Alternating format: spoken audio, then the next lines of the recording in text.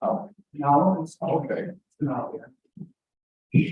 Give me a sign when you. Yeah. Okay. So, yeah, welcome at Luxembourg from New York office for our event today, two Germanies and the UN, 50 years in accession. And actually, it is the day today, 50 years ago, at September 18th, 1973. The two German states were admitted to the United Nations by decision of the General Assembly by acclamation. There were some hiccups shortly before. I just got an interesting report to read about that, but finally it happened this way, and for the two German states at the same time. Chancellor Scholz today, I don't know if at the moment or later tonight, will celebrate Germany's accession to the United Nations, but it was in the time of the Cold War, and it was actually in the time of policy of Japan, and that was the reason why two German states were admitted to the United Nations at the same time. We want to talk a bit today about the history, the process that led to this moment, and situation in which it happened, and how it played out finally in the United Nations, in the processes in the United Nations. Also remember the process of the time, not just this particular moment, but maybe also the reference to the Conference of Helsinki and the treaty about cooperation and security and cooperation in Europe. Yeah, also talk about the situation today, where many people are talking about the new Cold War, and if so, what we could learn from this, or if the situation is so totally different, without two, sharply divided blocks, so that we cannot really compare this. I mean, comparisons in history are always difficult, but some mechanisms might be similar. We want to find out that today, before we start, I just for the audience at home that is in the room that is not so familiar with our organization, it's a Luxembourg Stiftung. It's a political foundation based in Berlin, Germany. We are operating a worldwide net of offices that was at the moment 24 regional offices, and we are focusing on the cooperation of progressive forces around the world, democratic and social participation, empowerment of fifth party tools, alternatives for economy, on social development, conflict prevention, peaceful conflict resolution. And in this sense, of course, we are interested in the history of those processes. Yeah, I also want to present today's panel. Start to my left. Barbara Adams has long worked with and inside the UN. In her long career, she served amongst many other appointments as deputy coordinator of the UN non-governmental liaison services (NGLS) and as chief of strategy and partnership communications for the United Nations Development Fund for Women. Trained as an economist, she is a part-time faculty member at the New School and chair of the board and senior policy advisor to Global Policy Forum for a long-term and very dear partner of RSNYC. Together, we both just published a report on the UN and democratic government. Like Barbara, and we have Wolfgang Krieger, who was born and raised in Leipzig, GDR. For our American audience, GDR is East Germany. After studying international law at the Moscow Institute for international relations. He joined in 1981 the United Nations Department of the GDR Foreign Ministry. During this time, he was a part of the GDR delegation to the General Assembly in New York, Human Rights Commission in Geneva, and was under the conference. In 1989, he became a political affairs advisor in the Palestinian Rights Division of the UN Secretariat. He worked in various functions in that division until he reached the mandatory retirement age in 2015. And finally, the father's third guest, Stefan Hartmann, was born in Ecuador for many years. He has been one of the important figures behind the schemes of Germany's Linke Party and one of the important strategy figures. Since 2019, he is co-chair of the party in the state of the SME. He is a member of the National Board of the Linke and member of its international federation. Welcome, everyone. And my first question goes to Wolfgang, who was around not at the very moment of the accession, but early in the time when the mission of the GDR and Germany and the United Nations worked. Of course, you also got a good impression, I think, of the relations with the West German mission and all the process that played out at the time. Can you give us a little Of course, let's talk about it a little bit. Well, 1973, I was just finishing high school at 18 years old, so obviously I was not involved in the actual process, but being in the GDR, so you know it better as East Germany, the accession to the United Nations was a big event. It kind of ended the international isolation of the country as a result of a few years of the return of the possibility of the government of Willy Brandt at that time in the FRG in West Germany, and of course also the cooperation from the side of the Soviet Union and other countries of Eastern Europe. It was quite a long process. Both countries, the FRG, the GDR, were founded in 1949 after the Second World War. And the FRG managed, in cooperation with the Western allies at that time, to reach early recognition, early sovereignty in its foreign relations. It was able, for instance, already in 1952 to establish a permanent observer mission here in New York to the UN, so they were always present. The GDR was able only in 1972 to establish this mission here, and a year later was already the accession to the UN, which was already back then, I guess, a year before. The FRG followed, West Germany followed their so-called Hallstein doctrine, which was a claim to be the sole representative of all the German people, also the 17 million that lived in the GDR. And it also announced within this doctrine that any diplomatic recognition of the GDR would present an unfriendly act to their country, to the FRG. Not specifying any measures, but it would probably, or they did, and diplomatic relations with certain countries.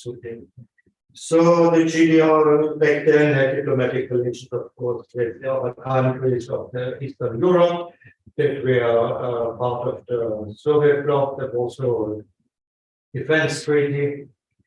And later on, a few countries in Asia, Africa, Latin America, like Cuba, or Congo, or Vietnam, after their liberation from colonialism or other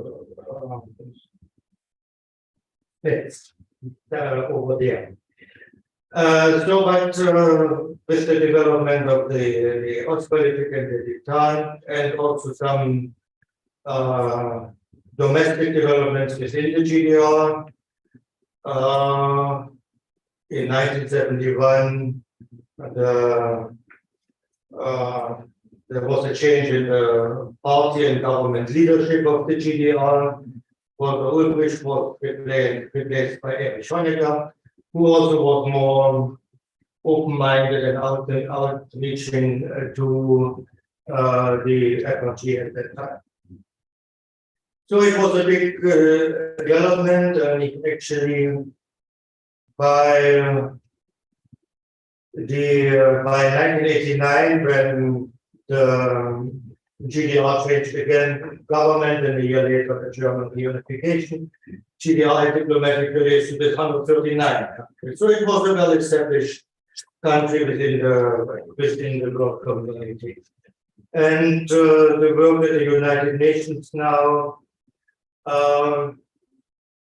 well, this also, I would like to add, since the 1950s already, West Germany became member of a lot of other UN organizations, the WHO, UNICEF, UNESCO, and so on, because they have their own accession policy. They could vote for it in their General Assembly, like here, but the UN Charter stipulates that any new member of the United Nations will be approved by the whole General Assembly after it was recommended by the UN Security Council, where the veto right comes into play, and obviously either the Soviet Union or the United States, France, they would veto the accession without any rapprochement between the two German states. But this happened in the early 70s, and then this resolution could be adopted also in the General Assembly in 1973. And yeah, exactly 50 years ago, there was the big flag ceremony whenever a new member state is adopted, is approved. Then there is the flag of the country outside the United Nations, and these two German flags were raised at that time from the FRG, the Foreign Minister of Foreign Affairs, and from the GDR, Otto Windsor, alongside Foreign Minister there. And both German states became members. A bit upsetting our friends from West Germany was that they were seated behind the GDR in the General Assembly. So the alphabet went A, B, C, D, E, F, then G, German Democratic Republic, and they insisted on a different name. They called themselves Germany, Federal Republic of. So then they were neighbors to the right. So it is always a bit of an issue. Yeah. But people chatting, people speaking the same language, and mostly on a lot of issues there was a kind of consensus. So yeah, disarmament, prevention of conflict. It became more spicy when it came to human rights issues, of course. Here the views were rather different. I was, as I said in the short bio, I was also a member of a few delegations to the Human Rights Commission at the time, now it's the Human Rights Council. And there, of course, there were some differences. Also in the support of certain liberation movements like the PLO, like the SWAPO of Namibia, like the ANC of South Africa, there were definitely differences in the approach and so on. So we were still both part of our respective alliances, but tried to bridge, at least mainly on the disarmament and armament control issues, try to bridge the gap between the two sides. It was important for both of us because any war means definitely the end of Central Europe, also the Peter loss at the time. And it was managed. When some arms control agreements were signed in the years after, it looked back then much better than now, I must say, when all this resumes again, and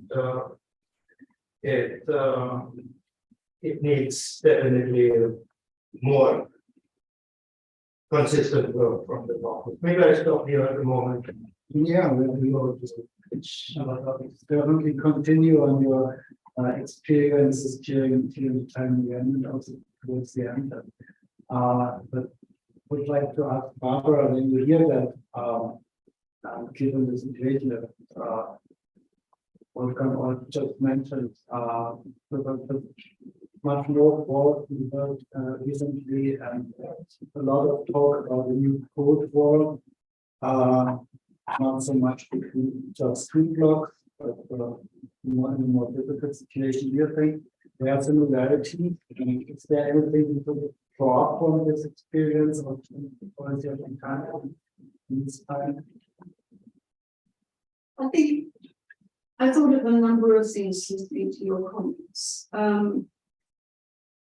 Of things that are still in a way current from this experience and this time, particularly in the human rights ceremony.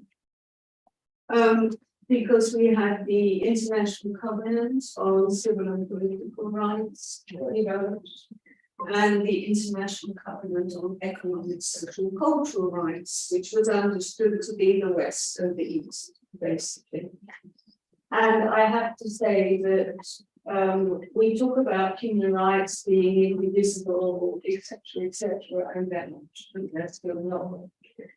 And in fact, one of the things that's still very, very difficult is when we're talking about some of the economic, social, cultural rights to do with food, to do with housing, these kinds of issues, one still hears, mainly from the United States, but not only from sort of North Atlantic is the current language, not so much the West, but that these are not rights. They might be privileges, but they're not rights. And at the moment, one of the areas that in fact is very, it's contentious, but what kind of level of contention? I mean, it's very difficult to see that there could be agreement at the moment. There is something called the right to development. And the right to development at the moment is a declaration. And there is a process underway to establish it as a convention. We want to move to a convention and it's ratified. It then is more legally binding at the national level. There are a whole range of different procedures. The right to development contains some very, very interesting and certainly from my point of view, very important aspects. And the thing that I was thinking as well is today, on this same day today, at UN headquarters in the UN, member states have adopted by consensus a political declaration on something to do with sustainable development goals. And the content of a lot of the sustainable development goals actually has both civil, political, and economic, social, cultural. But it's not a rights frame. It's a rights aspiration, but there isn't an instrument. So I was just sort of sitting here thinking, is that progress or isn't that progress? And frankly, I have not yet come up with an answer. So, but it's, I was just sort of thinking of how those various different issues are still very much struggles that we are dealing with in a whole variety of ways. The other thing I wanted to mention along the same lines was that part of the tension amongst member states today, Cold War, I'll sort of try and mention that in a second. I never quite like the word cold, but we can argue that later. Is that it's more north-south and east-west. It is understood in the last while in the United Nations that, and Secretary General has said this frequently, and many now member states from the global south are basically, frankly, saying that when the UN was established, most of them were not politically independent. And that the governance of today's multilateralism, the governance, if you like, of were basically the two strong areas are the Security Council and the international financial institutions, the IMF and the World Bank, both of which are still, frankly, in very strong determinant spaces, and were both put in place and established before most countries in the world had independence. And I was sort of thinking of this whole question of what how do you shape things when you're not present? And how the challenge that seems to be on at the United Nations right now, which is basically to completely redesign and restructure multilateralism. And that's the conversation. And it's a fight, obviously, because those who are the beneficiaries of the current situation, which include them, don't want to go there, clearly. And the other part of this tension is, and it's similar to what we were describing, that to be able to do that, you still have to do it by the same process of decision making, of which the beneficiaries is still in charge. And so that's a very, I mean, it would be, you were talking a little bit about how it works and their funds and their compositions and so on and so forth. And that's actually going to be the job around the United Nations spreadsheet next year. At least. And that I could, there's more. So Cold War. I think we need to talk about geoeconomics as well as geopolitics. I was thinking when you said that, well, what are the battles? What are the battlefields? Clearly conventional weapons. Okay, clearly. We've seen that, we see that. But we have trade wars, we have cyber. We this whole question about the governance of digital work. So I personally believe that the way in which the global economic rules work today is that we are in a process of debt creation, not debt relief, not debt restructuring, not debt cancellation, not debt forgiveness. And if the debt that a country has is dollar denominated, to be able to meet debt that went up overnight because interest rates went up overnight and went up 4 times in some countries than in this country, you still have to find yourself in the position of selling, exporting, earning, or borrowing those dollars, takes you right into the IMF, takes you right into austerity measures, takes you, etc. So, and I don't really know how one would, I was thinking, what kind of language would I want to use to describe it? I think to me it's multidimensional markets. And then I was also thinking as well about, okay, we talk about wanting to get agreement. There's a code of conduct going on with regard to issues between the Security Council and when you use a veto and when you shouldn't, and 140 some countries have signed a voluntary code of conduct that the veto should not be used for war crimes, crimes against civilians, economic violence is crimes against civilians.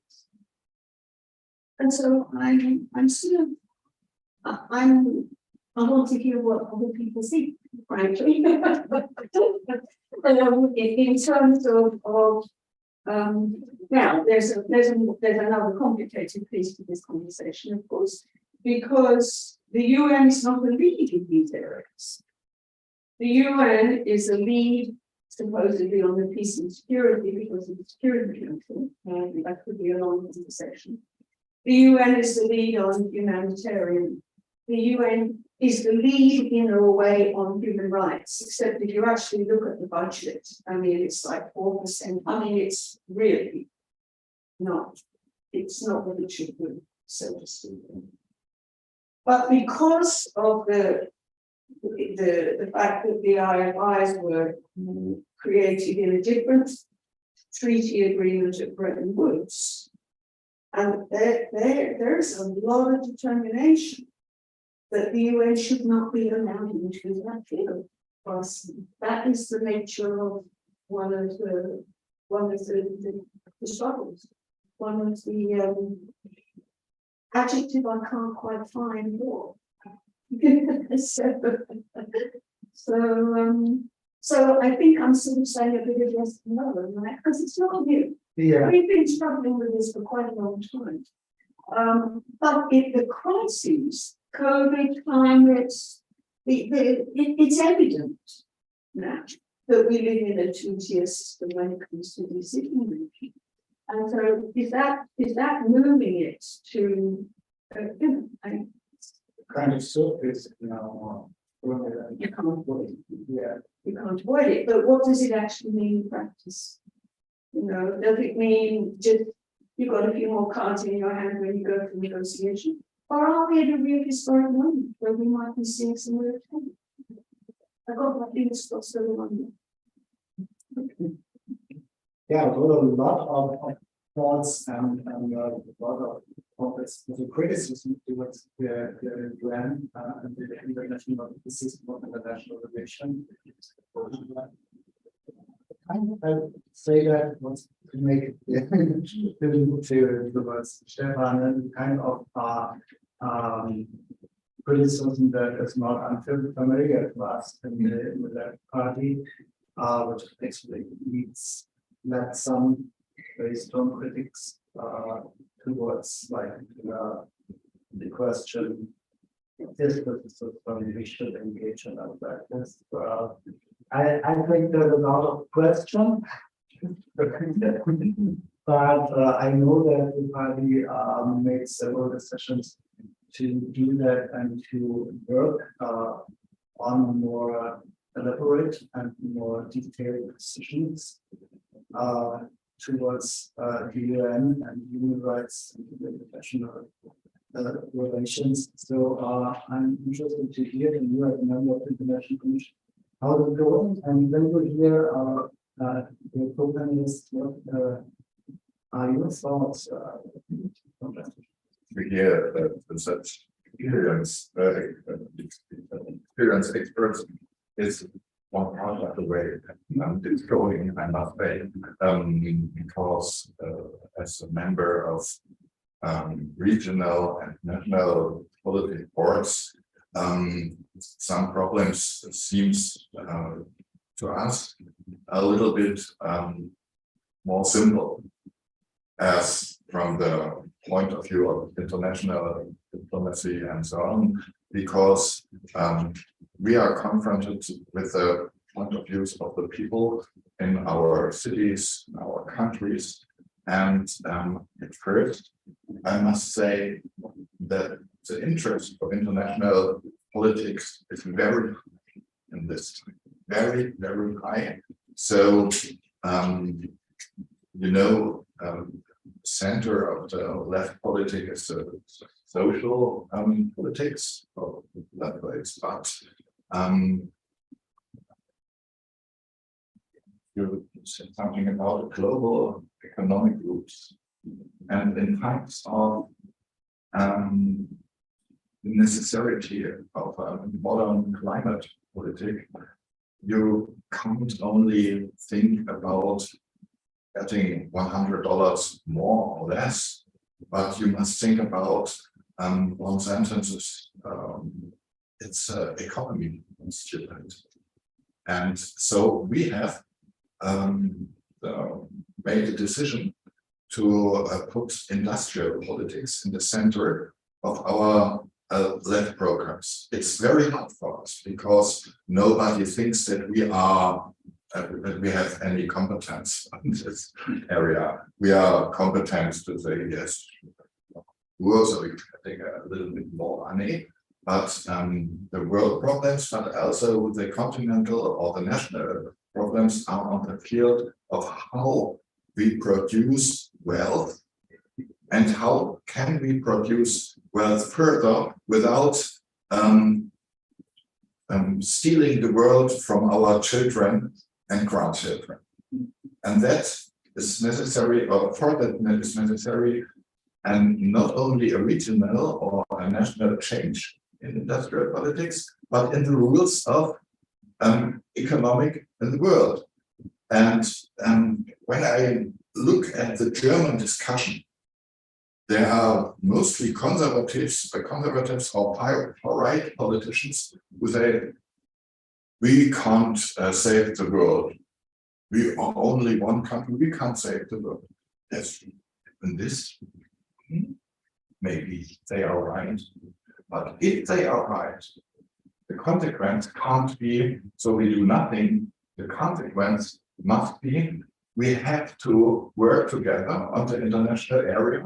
And so your point, you asked, that we not only work in the national or regional level with great concepts and good stuff, but to say is, for instance, United Nations or the European Union a place for our politics. It was not an everyday, so that we said,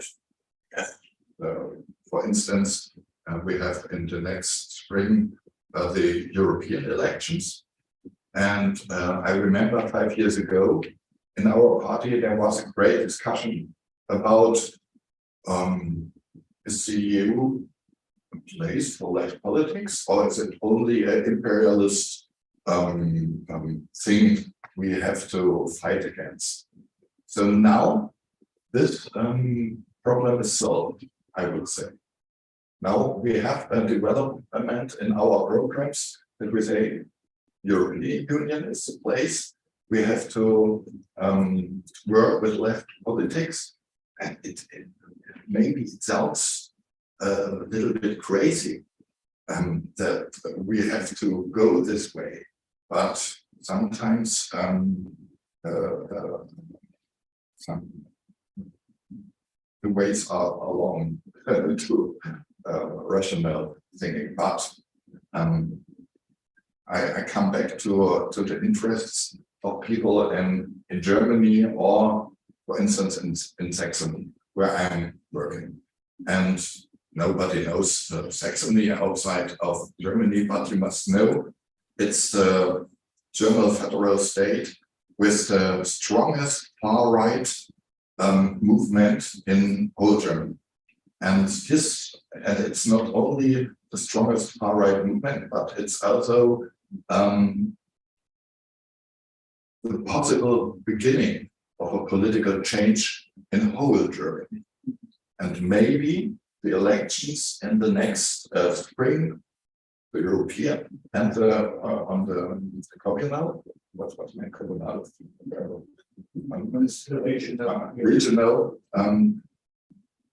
we can see that the far right have own majorities, not only majorities with other parties, maybe own majority, especially outside the big cities.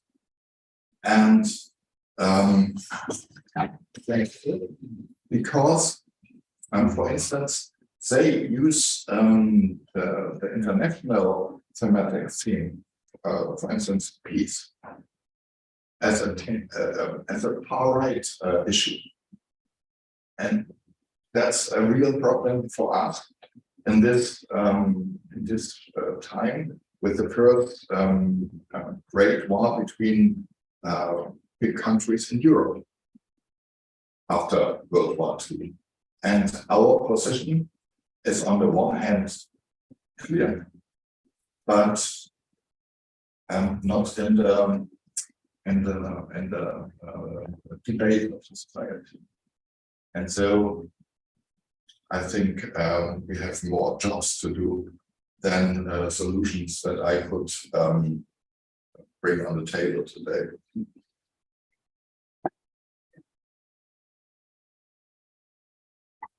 I think this is not about the UN as an institution. One of the things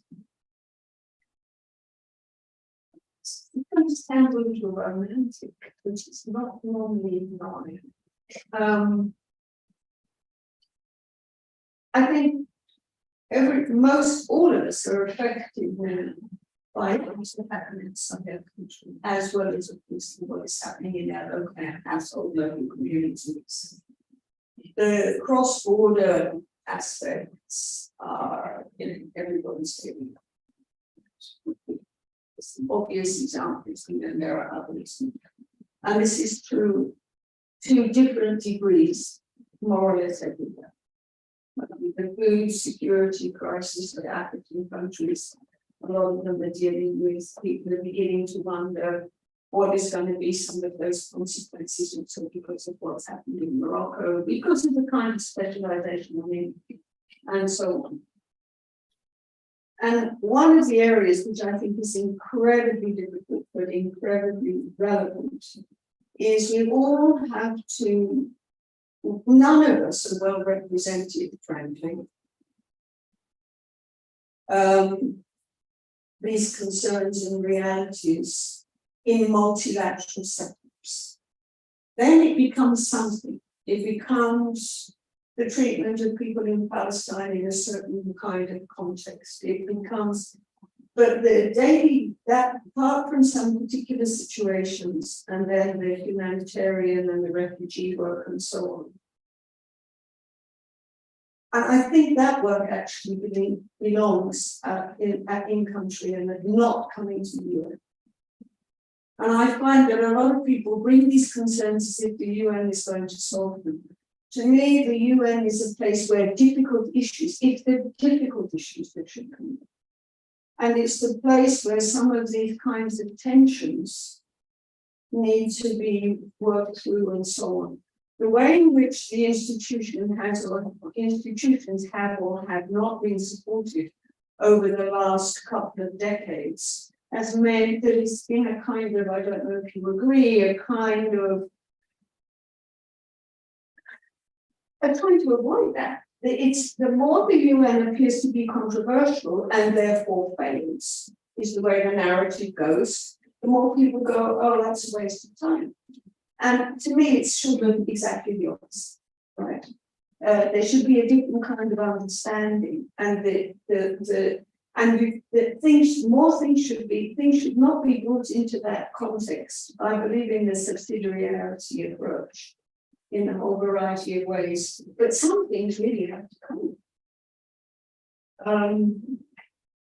And I mean, I don't know whether that's possible. I really don't know if that's possible. And so what you do is you see that certain kinds of issues become the areas where you really make progress. So after the end of the Cold War, the fall of the wall and so on, we had a decade of conferences of the 90s, which hadn't been able to go on the agenda before. And these were all on non-military threats to security. There was a conference on environment and development. There were issues to do with population. There were issues to do with human rights. And there were issues to do with a whole variety of really crucial issues with some reasonably decent programs of action adopted by member states to be implemented in that window, which hadn't been possible before. So, but that's sort of, but the support isn't really, the financial support. And then this other question about the workings of the global economy and countries getting into debts and not having the resources. There's a very interesting thing that's recently happened with tax, because for the kinds of things that I think are important, you need robust public finance. You need accountable public sector. Can't do that with the kind of tax evasion and illicit financial flows that are going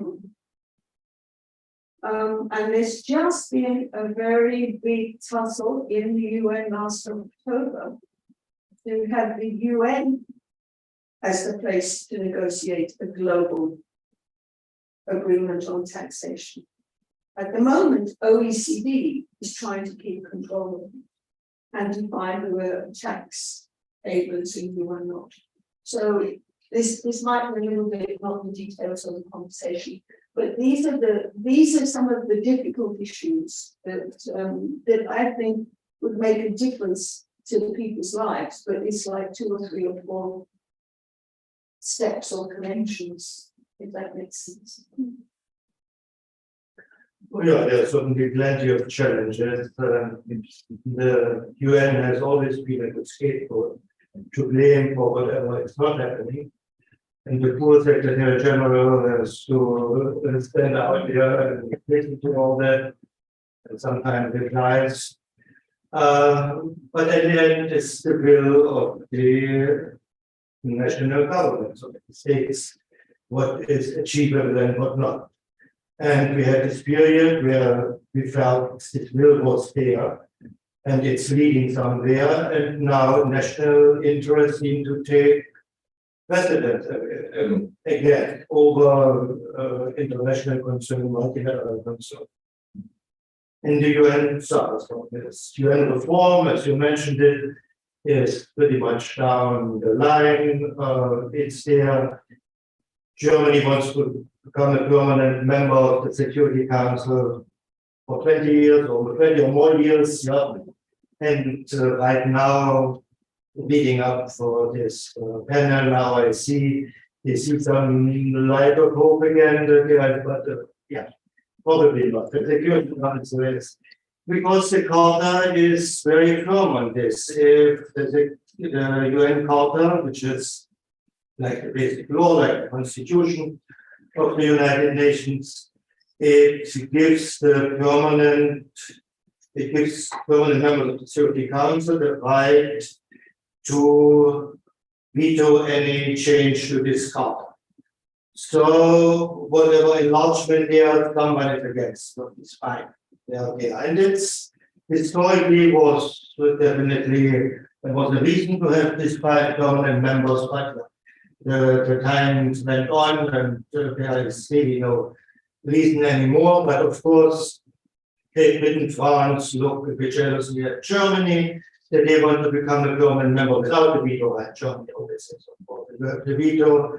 The idea is to have a European Union veto there, and so, but no national government gives this prerogative up until now, at least. So let's see how this develops.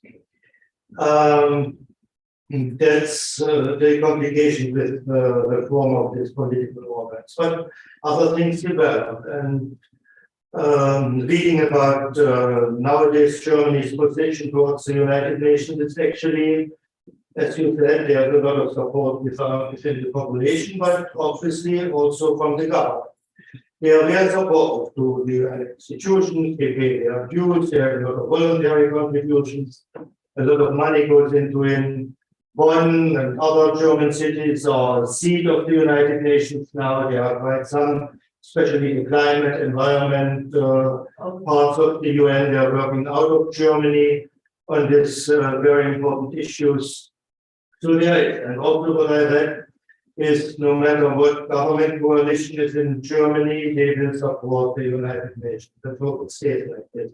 Other countries, it's different. Yeah. And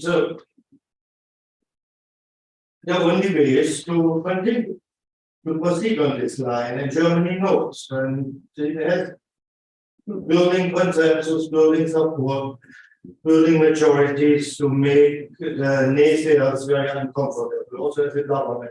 So, for this, for instance, one of the biggest United Nations member states, Liechtenstein, they had this good initiative about the veto right. And the resolution was adopted 2 years ago that every government of these 5 veto powers who puts the veto in the Security Council has to come to the General Assembly and explain why did you do it. So this is already a bit of, it's a little, very little step. There are always works to explain, as we can see. every day, but it's a step to hold these countries accountable, not just that they, okay, they think a bit longer before they say no to an important decision or if, yeah. Yeah, so there are possibilities, it goes ahead, we need to continue. And your words the light of truth. I sense the theme of the title of this event is a historical, but we must use history. It's not only our archive, but it's maybe a chance to produce history, because it's never the same. I know it's not the same situation like after World War I with the League, or after World War II with the United Nations, or in the 70s. Instead of World War III, the conference about security and cooperation in Europe, and for politics and for the voters, they never can see this deep thoughts about what goes on in the United Nations, but they need the hope that it makes sense. And now I think there are two great issues. The great issue of war and peace. I think everywhere in the world, in the last 3 years, we had 20 wars and 21 limited wars or something like this, and millions of victims, billions of refugees, and famine, and so on. And the other point is sustainable development, but only on the international level will solve this generational job. And then we come to the theme of taxes and debts. And on the one hand, debts are nothing good, but we leftists say if there's a job for generations, so generations should pay for it. Like a bridge, what's used 40 years, we are not in the time of the king who is looking at his treasure, and if there's the money, then comes the bridge, and if not, you have 40 years not a bridge. So we have to think, when we think about global economic rules, about the area of neoliberal politics, and in my opinion, we are at the end. And my question is, how it works in the United Nations about this point. You talked something about taxes and international ways to raise them to have the money. What's the point with the debts? I think that traders and economists, I have to just defend debt for a second. Debt in terms of public debt, or debt per se is not, because there are I think the problem that's happening at the moment is, well, not at the moment, it's been going on since the 80s. But when some countries get into balance of payments deficits, and therefore need to borrow, that's also not unusual. You borrow internationally, whether it's from the World Bank or whether it's from the private capital markets, etc. But the problem is that the terms of that borrowing and the conditions that go along with that borrowing are the things that have been driving the austerity measures. Okay. And there has been at the UN end for quite a long time some principles of responsible lending and borrowing, because the burden is always on the borrower. You mess up, not the burden on the lender that did the due diligence but didn't mind, because obviously in some situations you want people to be perpetually in debt because that's a sustainable income and blah blah blah. I mean, that's economic. And of course, if you're a country and that happens, and you end up having to borrow, for example, from something like the International Monetary Fund, they don't give you grants. You will get loans with very strict conditions, and the conditions, because of the articles of the International Monetary Fund, are that you have to then, that basically, it's all the burden is on the public. The government has to basically reduce its debt, which means letting go of teachers, which means, you know, et cetera, et cetera. That's the way the economic system has worked. Plus, we have also, it's the way in which you measure success. You've got to stop me if I shouldn't be saying this. This is a lot of detail. So the way in which we measure progress in this is by have you got growth? Is your GDP growing? Well, what is GDP? GDP is economic activity. That's what GDP goes up if you have a nice big oil spill and you have to employ a lot of people to clean it up. GDP doesn't go up if you don't have the oil spill, right? So not all GDP, but GDP itself is not healthy. And GDP is also a kind of a criteria. If you have 2 negative quarters on GDP, that's called a recession. So that triggers certain kinds of economic policies. Okay, it links to policy. Now, if you have 2 successive quarters of increased inequalities, for example, you get very different policies. So one of the other areas that's actually on the UN agenda right now is how do we get beyond this GDP?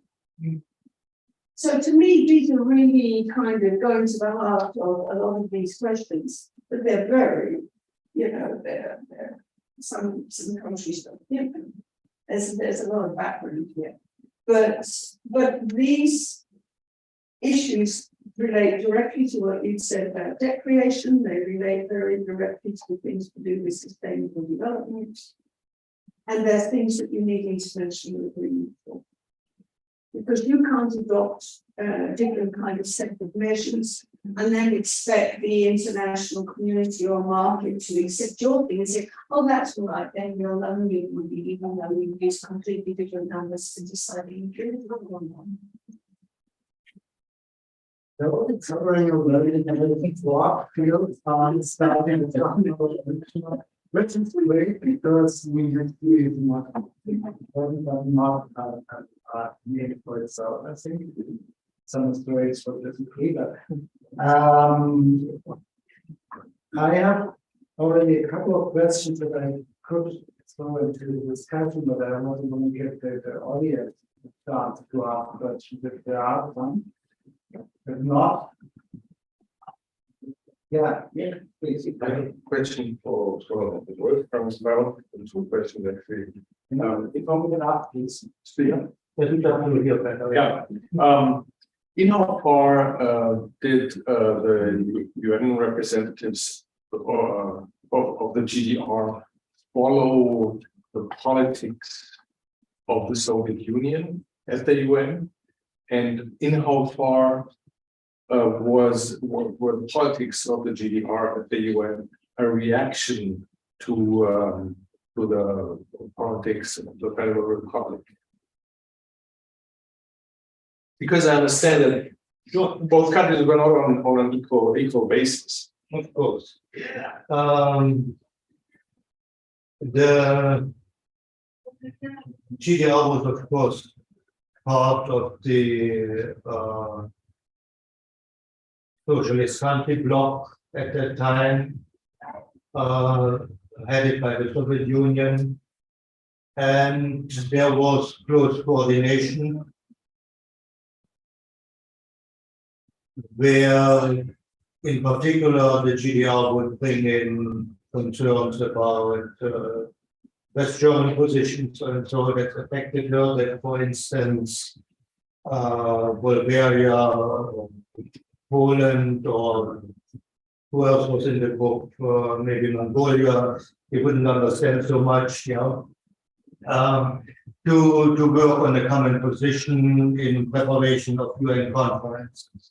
And once it was agreed on a common position, then we would go into these meetings and try to make the point, a common point. Not necessarily all in the same language, but in the same direction. And yes, of course, we have to react to FRG pronouncement policies. The UN has this nice principle of right of reply. So whenever they speak, then we would ask for the floor and correct things how it should be in our view, and they should back and we. But right of reply is limited to 2 times. So and then the conference goes on. Yeah, and it's good, like yeah. Especially to be like from each other, you know. Exactly. Yeah. So of course, other countries may have had their day and so on. But yeah, sometimes when the years went on, actually, I started. My first General Assembly was in 1982. But while I was the Secretary General at the time, it was interesting. But there was already kind of dialogue between us to even to a point that we would see speeches in advance, they deliver, they give it to us, we give it to them, so that we can prepare the right of reply, which we have to report back to the capital then later. Yeah, this was just some to help each other. It became a bit of a formality already, yeah, to do things, and yeah, it is all done right now. My position. Yeah. Yes. I do have a question with regards to GDP. Well, I think that's a very interesting topic. I'm not sure about that part of it. It's like the Green Party in Europe and Germany. They talk about like green shrinking, right? So they see something good in the decline GDP. It's very interesting. So I would be interested. What are the solutions that the UN has in mind in terms of like how to adjust GDP, or what other measures can we come up with, like to measure economic development or like the state of health of society?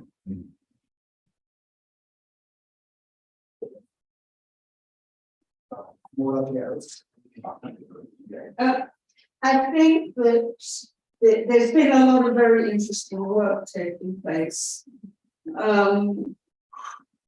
There was a commission that was chaired by Stiglitz, now must be, I think it's 2008 or a bit later. But there's been, and in Latin America, a lot of very interesting work also underwent with the, I mean, Bhutan has something they call the happiness index. So there's a lot of work that has taken place for a while, but it hasn't come into the political space. And this kind of subject would need to have a political agreement amongst countries for it to be used.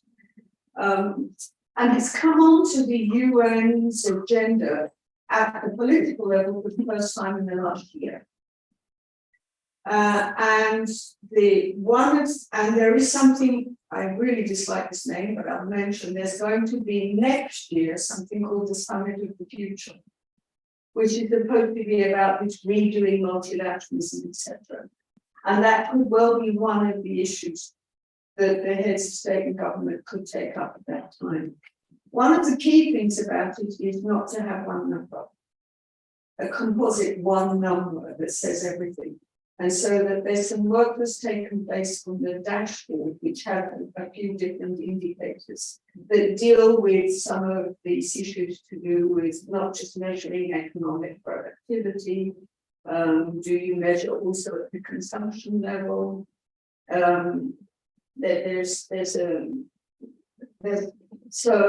there are also other indicators. UNDP developed quite a long time ago something called the Human Development Index, which uses GDP, but also uses mortality, uses literacy figures and so on.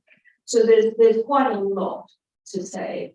And the place where the UN is at now is they just, and I'm very happy to give you the reference to this policy brief that has just come out, that is kind of suggesting a process to go forward, working on 20 particular indicators that would capture, which would sort of find a way of taking this forward. That isn't the answer to the question you asked me.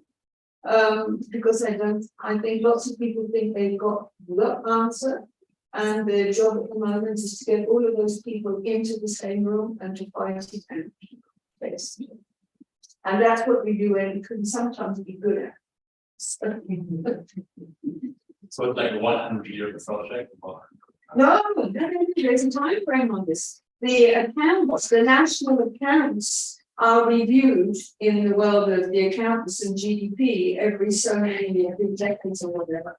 And there is we're on a timetable where this could get into the next review for 2025. So no, this is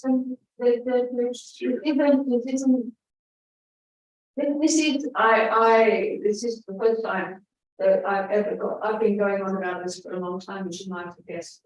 And this is the first time I think we could really make this. Thanks.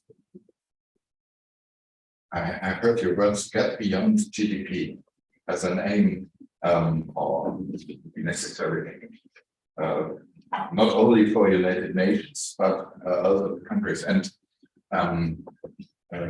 you said something about shrinking. And if maybe we are fast in the measurements or not so fast, but we must be fast in the practice of changing how we do our industry, our economics, and so on. And so we have, under the conditions of GDP, for instance, to ask, what is it, what has to shrink, and what has to grow? And there, also under the conditions of GDP, we can say how we use resources and energy. That's on the hand that it has to shrink. But that's not the only way to produce wealth. And wealth is not only the destroyed window. Under GDP conditions, I destroy the window, Andreas will say, please repair the window, and the GDP grows. Yes. And that's senseless in my world to as measurements. But we have two important points together. One point is the climate. We destroy on our way. The other point are the workers who work in this world and need this kind of production to live.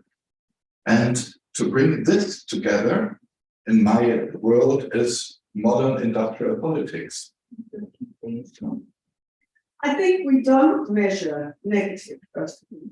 There's no trade-off going on here. So that needs to come into the picture. And the other thing is, at the moment, we don't measure wealth.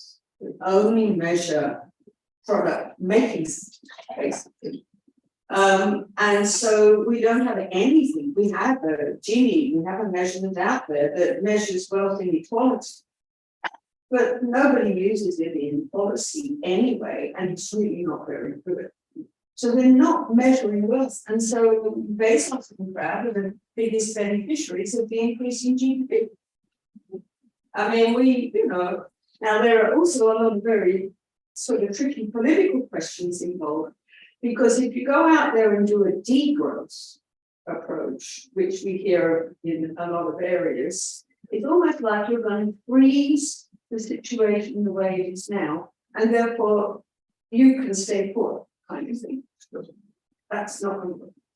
So It's a lovely topic. Actually, the organization has done and supported quite a lot of work about the proposed question. For the very study, we have a little folder about the mystifying decode, which shows the affecting model about the decode. Exactly. I think, well, it's No, kind of time to wrap up, because we can also continue the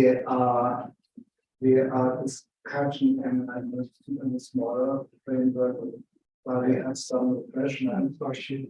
Yeah, one last question. Yeah, if you can change one thing about the UN, what would that be? Make it better. That's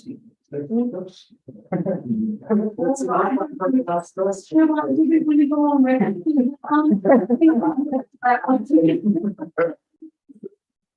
I do have an answer.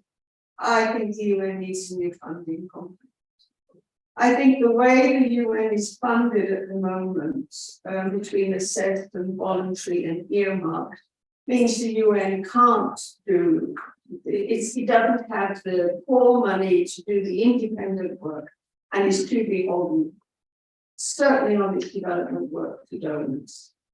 And there are a few countries that sort of fund, I don't know what the latest things are. It used to be that there were 3 countries that funded like 35% of everything the UN did. So I'm not saying that the funding compact will then change everything, but without the funding compact, a new funding compact, we can't then open the door to do the other changes. So to me, that's crucial. But I certainly can support this. Maybe I would also add to create a mechanism to hold member states accountable. There are a lot of pronouncements of member states in the General Assembly. You will hear it now for the next 3 months and in a lot of conferences and so on. But no one follows really up what they are doing about it. Yeah. So there should be something very visible for the world here to enforce it a bit and to hold them accountable without And that will cause panic to a lot of people. Try to do some of it, but it's very, yeah, very, it's a big project. yeah. Well, NGOs are always there, they take it up and that's good, they can be, they should be difficult for government, and that's a good thing, but No, I couldn't. a lot of this stops then also within the UN, and so it doesn't go really out. The media should value the UN a bit more, so they have to get the word out. I think related to the funding as well, that would then give you need an independent kind of accountability, which could be a combination of people in the UN in the different positions, and then some kind of rotation of other people to provide that kind of independent accountability and communication and transparency. Do you have further question? No. That's one thing we. I hang on the words on his light of hope, and with this historical title of it, he went to find some historical examples for hope for this very complicated questions we have to answer today. That's enough for me, because hope is a great thing for every politician to make politics. It's not so easy. Yeah, thank you. I think it's almost impossible to sum up this broad discussion that we had today.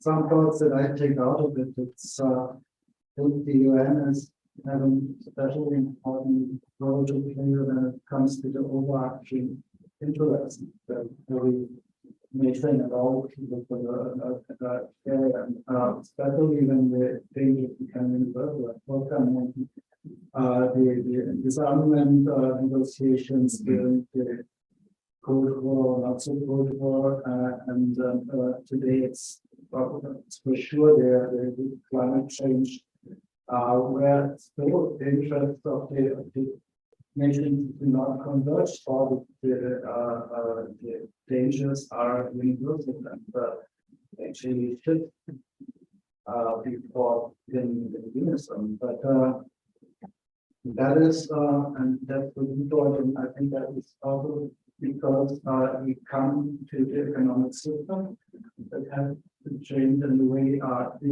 international organizations, not only the UN, and especially the international finance institutions,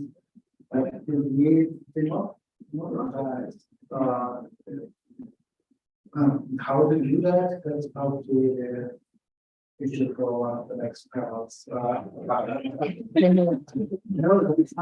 the first interesting, that we touched on some of the ideas that are brought up. We had in the morning, we were on the global People's Assembly that is kind of commenting on what is going on opposite the street in the headquarters. And we heard a lot of very self-confident voices from the people, from indigenous peoples, from the global south, and also reminding the global north that we're not talking about something that is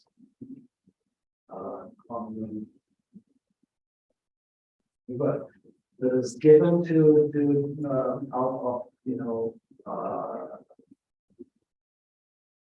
the phrase, but it's something people have a right to. And it's a responsibility of those who have developed their, yeah, it's a right that the people suffer from the development of the other nation towards those nations. That was a very complicated way to express it.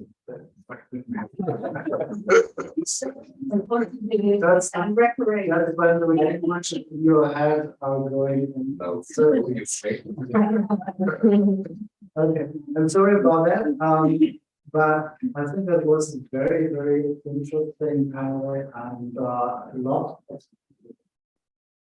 food for thinking, and not but to wrap all this up, we don't have only food for thinking, we also have some physical food for the people here, and you are all invited.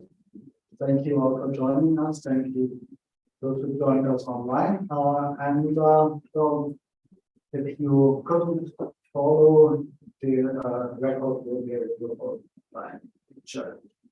Thank you very much, and please join us. Thank you.